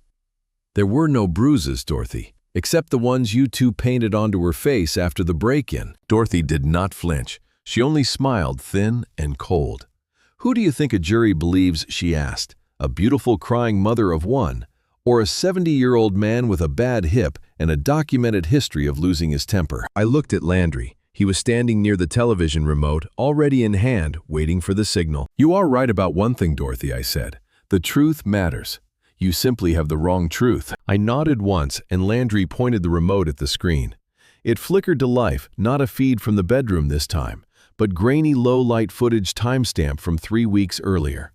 A basement room thick with cigarette smoke, men and women seated around a felt-covered table beneath hanging lamps.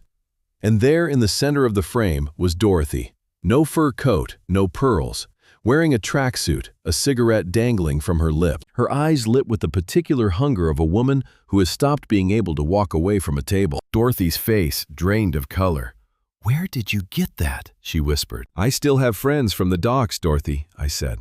"Men who know who walks through certain doors on certain nights." On the screen, the dealer turned a card.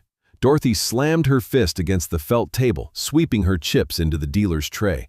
Then, reaching into her purse, the very same purse she was clutching now, and producing a thick envelope of cash, tossing it onto the table with the particular recklessness of a woman who has stopped counting what she cannot afford to lose. "That was $10,000, I narrated quietly. "That was one night.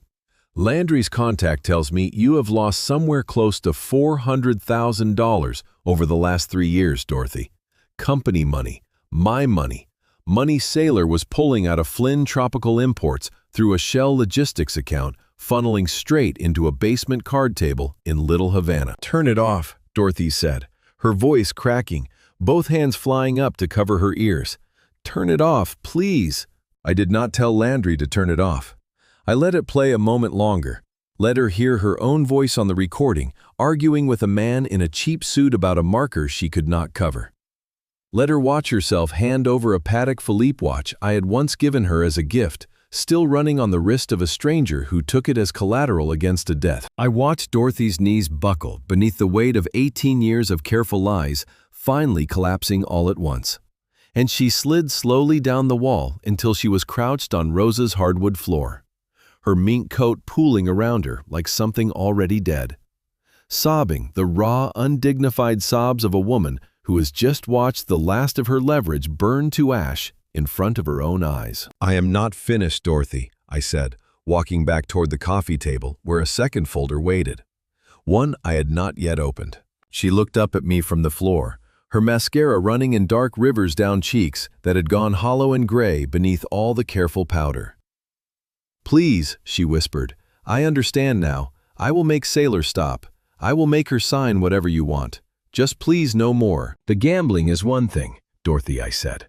"Addiction is a sickness, and I could almost have found some compassion for it. But this," I lifted the folder, "this is something else entirely." Her eyes fixed on the folder, the way a woman's eyes fix on a door she thought had been permanently sealed 30 years earlier. "What is that?" she whispered. I opened it slowly. Inside sat a birth certificate, brittle at the edges, and beneath it, a handwritten bill of transfer. Not a legal adoption record, but something rougher, older, the kind of document two desperate people sign across a kitchen table when neither one trusts a lawyer to keep their secret. 30 years ago, I said you had a son, Dorothy, a boy. You were young, you were already deep in debt to men who did not forgive debts kindly, and you found a couple upstate who could not conceive and did not want to wait for an agency. "No," Dorothy moaned, pressing both hands flat against her own face. "No one knows about that. Everyone involved is dead." "I am not dead," I said, "and neither is he." I drew a photograph from the folder and held it toward her. A man in his early 30s, kind-eyed, dressed in the simple, careful clothes of someone who works with his hands for a living. "His name is Marcus," I said. "He teaches shop class at a public high school 2 counties north of here. Landry found him inside 4 days. It took him considerably longer to convince the man to speak with us at all. Dorothy stared at the photograph as though it might dissolve if she looked away and back again quickly enough. "I remember his eyes," she said finally, so quietly I almost did not hear her. I told myself for 30 years that I did not remember his eyes, and I do. I remember them exactly. I said nothing to that. There was nothing kind I could offer her, and I was no longer in the business of offering kindness where none had ever once been extended to me. "He is willing to testify," I continued, my voice level merciless, in the way only truth can afford to be merciless. "He is willing to submit to a DNA test. He is willing to tell any court in this state exactly how much you sold him for. $10,000. Dorothy, that was the price of your own blood. That was the stake money for a card game in a basement not so different from the one on that tape." "Please," Dorothy said, crawling forward on her knees, now one trembling hand reaching for the hem of my jacket. "That will destroy me. That will kill me. I will do anything. I will make Sailor drop the case entirely. I will make her sign the house back over tonight. Just bury this Isaiah, please." I looked down at her, this woman who had whispered poison into her daughter's ear for 18 years, who had taught her that men existed to be drained and children existed to be leveraged. And I felt for the first time all evening no anger at all, only a vast, exhausted clarity, the particular calm that settles over a man once he has finally finished counting the true cost of something he had spent years pretending not to see. "It is too late for deals, Dorothy," I said, pulling my jacket gently out of her grasp. "You threatened to brand me an abuser in open court. You taught your daughter to poison a marriage from the inside out for 18 years. You are the architect of this whole tragedy. You drew the blueprints, and you are going to be the first one buried under what you built." Rosa stepped forward, and with a gentleness I did not entirely feel myself in that moment, helped Dorothy back up to her feet. Landry opened the front door, letting in a gust of cold night air that seemed to steady the old woman slightly, some final reflex of dignity reasserting itself even now. "Send the footage to the district attorney's office," I told Landry quietly. "Send the file on Marcus to the state licensing board and to any reporter who will listen. Let her explain the last 30 years to someone other than me for a change." "No," Dorothy said weakly, but there was no real fight left in the word, only the hollow shape of one. "Get out of my daughter's house," I said. Landry walked her to the door, one hand at her elbow, not unkind, but entirely unmoving, and guided her out into the driveway where her car sat waiting beneath the streetlight. She turned back once on the threshold, her face a ruin of smeared makeup and 30 years of buried consequence finally catching up to her all at once. "You fall first, Dorothy," I said, standing in the doorway behind her. "And when you hit the bottom, you tell Sailor her turn is coming right behind you." The car door closed. The taillights pulled away down the wet street, and I stood in the doorway a long moment after they had gone, listening to the ordinary sounds of the neighborhood settle back around us. A dog barking somewhere, a sprinkler ticking on in a yard 2 houses down. The world continuing on, entirely unaware of how much had just come apart inside one quiet living room. The courtroom was fuller than it had been 48 hours earlier, word having traveled the particular way word travels through a city like Miami. Quietly at first, and then all at once. Friends of Sailor's occupied one side of the gallery. Neighbors who had followed her live stream with genuine sympathy sat scattered among them, and near the back, 2 reporters from the business section sat with notepads open, sensing correctly that whatever happened in this room today would be worth more than a paragraph. I sat at the defense table in the same charcoal suit I had worn to close the largest shipping contract of my career. No cane today. No trembling hand, no confused hesitation. Today, I looked like exactly what I was, a man who had spent 50 years learning precisely where the load-bearing walls of any structure could be found, and precisely how much pressure it took to bring one down. Rosa sat directly behind me in the gallery, Landry beside her, both of them still in the same clothes they had worn the night before, having barely slept between Dorothy's collapse on their living room floor and the drive downtown that morning. I had asked them not to come. Neither of them had listened, and I found once I finally turned and saw their faces that I was grateful for the disobedience. Sailor sat across the aisle in a modest navy dress, with a high collar, her hair pulled back, her makeup understated to the point of looking almost fragile. She dabbed at dry eyes whenever the judge glanced her way. Confident, I could see it in the set of her shoulders that the law existed to shield women exactly like her from men exactly like me. "All rise," the bailiff announced, and Judge Hurst entered settling behind the bench, with the weary formality of a man who suspected, correctly, that this hearing would run considerably longer than its scheduled slot. "We are resuming the matter of Flynn versus Flynn," he said. "Mr. Mejia, you may proceed." Sergio stood, buttoning his jacket. "Your Honor, my client renews her request for immediate spousal support and formal review of the marital estate. We believe 48 hours has been more than sufficient time for opposing counsel to produce whatever documents he claimed would alter this court's jurisdiction." Judge Hurst turned toward our table. "Mr. Gilbert." Lewis rose slowly, carrying a single red folder this time, instead of the empty-handed calm of 2 days earlier. "Your Honor, with the court's permission, I would like to recall Mrs. Flynn to the stand." Saylor walked to the witness box again, smoothing her dress, settling into the chair with the same practiced composure she had brought to it before, unaware that the ground beneath that composure had already been quietly excavated. "Mrs. Flynn Lewis," began his tone still mild, almost gentle. "2 days ago, under oath, I asked whether you had ever been married to anyone other than Arthur Flynn. Do you recall your answer?" "I said no," Saylor replied, her chin lifting slightly. "Because it is true." Lewis opened the red folder and withdrew a single certified document, holding it a moment before approaching the witness box. "This is a certified copy of a marriage license," he said, "filed with the Clark County Clerk's Office in Las Vegas, Nevada, dated the 14th of March 2006. It lists the groom as DeAndre Anthony Meza. It lists the bride as Saylor Renee Mendez." The color left Saylor's face in a slow, visible wave, the same way I imagine the color leaves a shipment's manifest the moment a customs officer finds the discrepancy nobody thought to hide well enough. "Objection," Sergio said. "Rising fast. Relevance, Your Honor. This is ancient history." "It is not history," Judge Hurst said, leaning forward himself now, his own curiosity plainly overriding procedure. "It is the present, if what I suspect is coming next is what I suspect." "Overruled. Continue, Mr. Gilbert." Mrs. Flynn Lewis said, turning back to the witness box, "Did you ever divorce DeAndre Meza?" Saylor's eyes moved across the gallery, across Sergio, across me, the particular searching look of a woman doing frantic arithmetic on numbers she had assumed were buried too deep to ever resurface. "We started and stopped. We were young. It was Las Vegas. We were drunk. It never meant anything.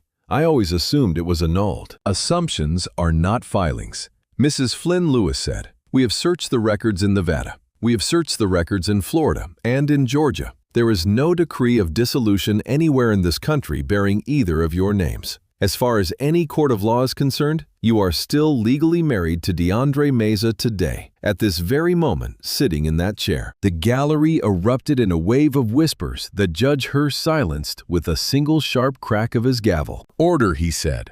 "Order in this courtroom." "Your Honor," Lewis continued once the room had quieted, "at the time the plaintiff married my client 18 years ago, she was still legally bound to another living husband. Under the laws of this state, that renders her marriage to Arthur Flynn void from its very inception. Void ab initio, Your Honor. In the eyes of the law, it never happened at all." Which means Lewis went on, allowing the weight of the phrase to settle fully into the room before continuing, "There is no marital estate to divide, no community property accumulated over 18 years, and no legal basis whatsoever for spousal support, because in the eyes of this court, there has never been a spouse." Saylor's hands gripped the edge of the witness box so tightly, her knuckles had gone white, and for the first time since I had known her, I watched her search the room for an exit that did not exist. "There is one further matter, Your Honor," Lewis said, once the room had settled enough for him to be heard clearly. "The court has already established that the marriage was void from its inception. We would now like to address the manner in which the marital estate was managed during those 18 years, and the true nature of the medical care Mr. Flynn received during the course of this dispute." Judge Hurst gestured for him to continue, his own expression, now carrying the particular alertness of a man who understood he had walked into a much larger case than the one that had originally been scheduled for his docket. Lewis nodded to the bailiff, and a screen descended slowly from the ceiling at the front of the courtroom. The lights dimmed.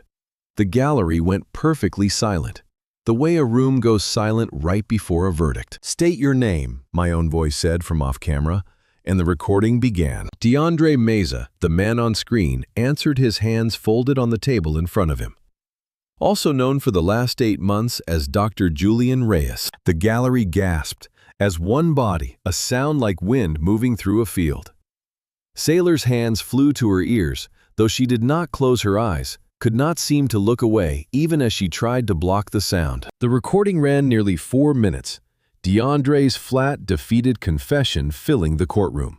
The stolen DEA number, the invented white coat, the medication chosen specifically to strain an aging heart slowly enough that no coroner would ever think to ask a second question. "And your relationship to Camden Cantrell?" my recorded voice asked near the end. "He is my son," DeAndre answered, "biologically mine." The screen went dark. Judge Hurst removed his glasses and set them on the bench in front of him, rubbing the bridge of his nose the way a man does when he has just heard something that will follow him home that evening. "Your Honor," Lewis said into the silence, "we also have the results of a court-ordered paternity test conducted on samples voluntarily provided by both parties." He handed a second document to the bailiff. "The probability of paternity is 0%, Lewis said. Arthur Flynn is excluded as the biological father of Camden Cantrell." Sailor rose halfway out of her chair, her composure finally completely gone. "That is not," she started, her voice cracking into something raw and unrecognizable. "He raised him. He owes him. You cannot just erase 18 years because of a piece of paper. He owes nothing." Lewis said, his voice hardening for the first time all morning. "My client was deceived into raising another man's child through calculated, sustained fraud. That fraud vitiates any obligation this court might otherwise have recognized." Judge Hurst raised a hand for silence, and the room obeyed instantly. "Bailiff," he said, "is Dorothy Bradley present in this courtroom?" I had not noticed her enter, but there she was, near the back, having slipped in sometime during the video, her face still ashen from the night before. 2 officers who had been waiting quietly near the exit doors moved toward her now, and I understood, watching Lewis's small, satisfied nod, that this particular sequence had been arranged well in advance. "Dorothy Bradley," one officer said, "you are under arrest on suspicion of grand larceny, fraud, and illegal gambling operations, pending further investigation by the district attorney's office." Mom Sailor cried out as the cuffs closed around her mother's wrists, the single syllable breaking something open in her voice that 18 years of careful performance had never once allowed the courtroom to see. "Ma'am," Judge Hurst said, turning back to Sailor, "given the evidence presented today, this court finds sufficient grounds to refer this matter to the district attorney for criminal prosecution, as well on charges including bigamy, conspiracy to commit fraud, and conspiracy in the attempted poisoning of Arthur Flynn." "No, Sailor," said, both hands pressed flat against the witness box now, as though she might physically hold the ruling back by force of will alone. "This is not happening." "It is happening," Judge Hurst said, and for the first time all morning, some genuine weariness crept into his voice, the exhaustion of a man who had believed after decades on the bench that he had already seen every shape human greed could take. "Mrs. Mendez, this court orders full restitution to Arthur Flynn in the amount of $4.8 million, representing funds fraudulently diverted from Flynn Tropical Imports during the course of this fraudulent marriage. A lien is placed effective immediately on all assets currently held in your name." The bailiff moved toward Sailor now, as well, a second set of cuffs already in his hand. "You cannot do this," she screamed, twisting away from him, her voice climbing toward something raw and animal. "I gave him everything. I gave him 18 years. I cooked his meals. I warmed his bed. Does that mean nothing to you, Arthur? Does it mean nothing?" I sat perfectly still at the defense table, watching the woman I had shared a life with for 18 years being led out of a courtroom in handcuffs. And I felt none of the vindication I had once imagined I would feel in this exact moment. There was no triumph in it, only a great quiet emptying the particular hollowness of a man, watching a building he once thought permanent finish coming down at last. "It means it was a transaction," I said quietly, though I doubt she heard me over her own screaming. And the check finally bounced. Judge Hurst brought his gavel down with a single sharp crack that seemed to echo through the entire building. "Court is adjourned," he said.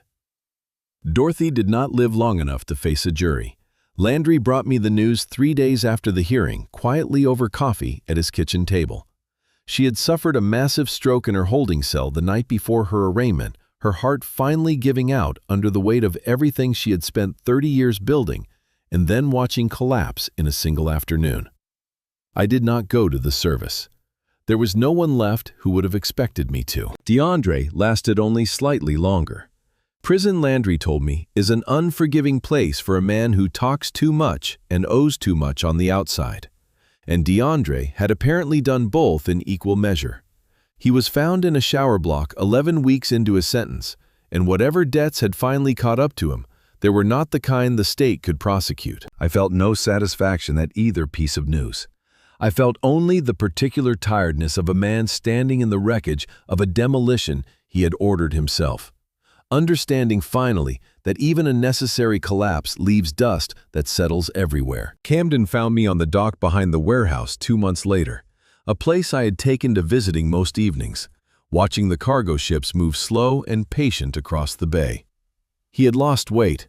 His clothes were cheap, the ordinary clothes of a young man working construction shifts to keep a roof over his head. And there was a rawness in his hands I recognized from my own hands at 19. The honest damage of real labor. "I want to come home," he said, standing a few feet away, not quite able to meet my eyes. "I have been working. I have been staying clean. I think about that night constantly. I am sorry for all of it." I looked at him a long while before I answered this young man who carried another man's blood and 18 years of my own patient love in equal complicated measure. Behind him, a container ship eased slowly into its berth, the same unhurried rhythm I had watched 1,000 times before, indifferent to whatever was breaking or mending on the dock beneath it. "I am not angry anymore, Camden," I said. "But I am also not the same man who raised you. That man believed love was a debt that never had to be collected. I have learned otherwise." He nodded, tears standing in his eyes, but not falling, the particular restraint of someone who has already cried more than he thought he had left in him. I reached into my jacket and withdrew an envelope. Not gold this time, only a modest sum in cash, and a one-way bus ticket north, to a trade school in Jacksonville that trained welders and machinists. The kind of honest work that had once put food on my own table before I ever owned a single container. "This is not forgiveness, Camden," I said, handing it to him. "It is a start, the same start my own father gave me and his father gave him. Build something real with your hands. Earn every single thing that follows. If you do that, in a few years, come find me again, and we will see what is left standing between us." He took the envelope with both hands, and for the first time since the night of the break-in, I saw something in his face that looked less like entitlement and more like understanding. 5 years passed, the way they always do, slower in memory than they ever feel while living through them. I sold the house on Bayshore to a young couple who saw only high ceilings and good bones, where I had only ever seen 18 years of careful lies. I took the restitution money and, alongside my own savings, founded the Flynn Trade Foundation, funding apprenticeships for young people from Liberty City and Overtown who wanted to learn logistics, warehouse management, and the honest, physical work of moving goods across an ocean. Ismail runs the day-to-day now. I show up twice a month to shake hands and tell old stories about mangoes and custom sheds that make the younger ones laugh. Camden wrote twice a year, always brief, always honest, about the welding certifications he was earning, the union card he finally received last spring. We have not yet sat down at the same table again, though I no longer rule it out the way I once thought I might. I sit most evenings now on Rose's porch, watching my grandson chase fireflies across grass. Landry still insists on cutting himself. My heart, the doctors tell me, is stronger than it has any right to be at 75. Stronger, I suspect, since the day I finally stopped carrying 18 years of quiet, unspoken weight. Trust, I have learned, is not a debt you forgive simply because the debtor finally apologizes. It is a foundation you rebuild slowly, one honest brick at a time. And some walls, once cracked badly enough, are better torn down completely and rebuilt from bedrock than patched and painted over. A man who spent his life shipping fragile cargo across an ocean learns eventually that the same care belongs to a fragile heart. If someone in your own life has ever made you feel like you were simply luggage to be carried until they no longer needed the weight, I would love to hear your story in the comments below. And if you believe, as I have come to believe, that peace is worth more than any inheritance, hit that like button and subscribe for more. There is a lesson I learned too late in life, and I share it now so you do not have to learn it the hard way I did. Love is not proof of loyalty. A man can pour 18 years of provision into a family and still wake up a stranger in his own home because devotion built on someone else's greed was never devotion at all. Only a very patient kind of theft. Real trust is not the absence of doubt. It is a structure built brick by honest brick. Tested under weight before you ever agree to live inside it. Build your life on people who show you their foundation before they ask you to move in. I thank God most nights, not for the money the courts returned, but for the daughter who never once stopped believing me, and the son-in-law who stood in the rain beside a stranger's ruin and called it family anyway. I thank God for a heart that beats stronger now than before the poison, before the lies, before I stopped carrying weight that was never mine. And I ask God quietly some evenings to keep a door open for a boy still learning what it costs to build something real. If this story reached something honest in you, if you have ever been treated like an obligation instead of a person, let me know in the comments below. Share your own story if you are ready to. And if you believe, as I now believe, that peace is worth more than any inheritance, hit that like button and subscribe so you never miss the next story about justice, family, and the price of rebuilding trust from the ground up.